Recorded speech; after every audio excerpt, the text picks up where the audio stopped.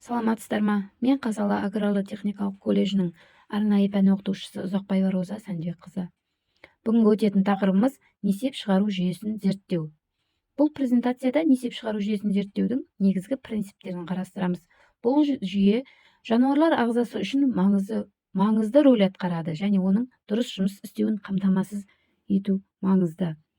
Несеп жолдарын зерттеу негізгі әдістері несеп жолдарын зерттеу негізінен тік арқылы жүргізіледі. Қажет болса, катетеризация жасалып, несеп жол алынады және физикалық химиялық әдістермен тексеріледі.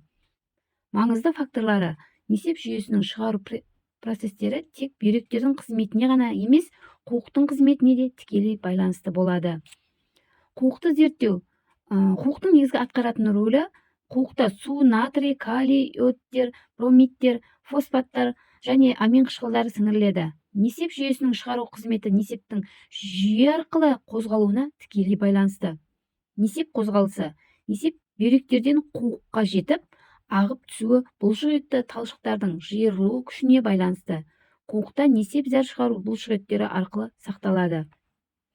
Несеп жүйесінің негізгі қызметтері мыналар: ішкі орта тепе-теңдігін сақтау, яғни оған ағзаның ішкі ортасының тепе-теңдігін сақтау үшін қалдық заттарды шығарады. Екінші, зат алмасу өнімдерін шығару, оған зат алмасу үрдісінің соңында пайда болған заттарды шығарады. Үшінші, ішкі секреция қызметі, яғни гормондарды шығарып, организмнің гормоналды тепе-теңдігін реттейді.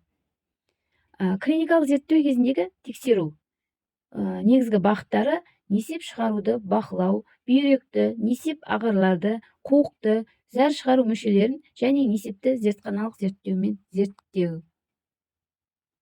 Қолданылатын әдістері: қарау, пальпация, перкуция, катетеризация, бүйрек биопсиясы және несепті зертханалық әдістермен тексеру.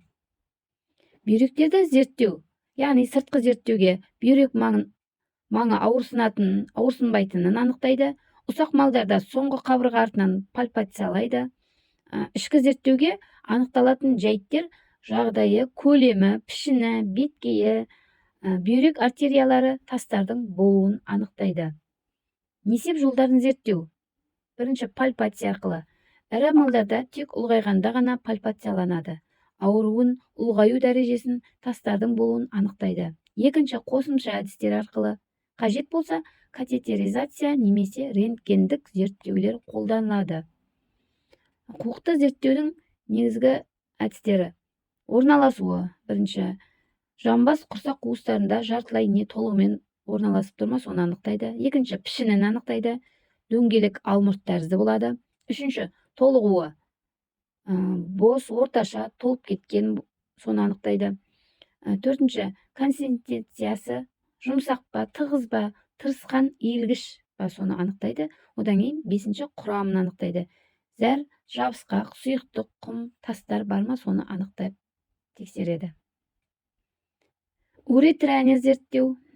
Сыртқы көрінісі: қызару, іріңді бөлімділер, түйіндер, қанталаулар, жаралар, ісіктер, туындылар, тастар. Екінші, физикалық қасиеттері: концентрациясы, температурасы, ауырсынуы, өткізгіштігін анықтайды. Үшінші, зерттеу әдістеріне катетеризация, бітелу орнын анықтау және емдік мақсатпен анықтайды. Несеп бөлуін бақылау. Жиілігін анықтайды. Бірінші, қалыпты, жиі, сирек, шынжыңдық байқалуы. Екінші, тұрысы, кәдімгі, өзіне тән емес. Үшінші, үрдісі, еркін, қиындық тудырады, ауырсынады. Жақсы, сау болыңыздар.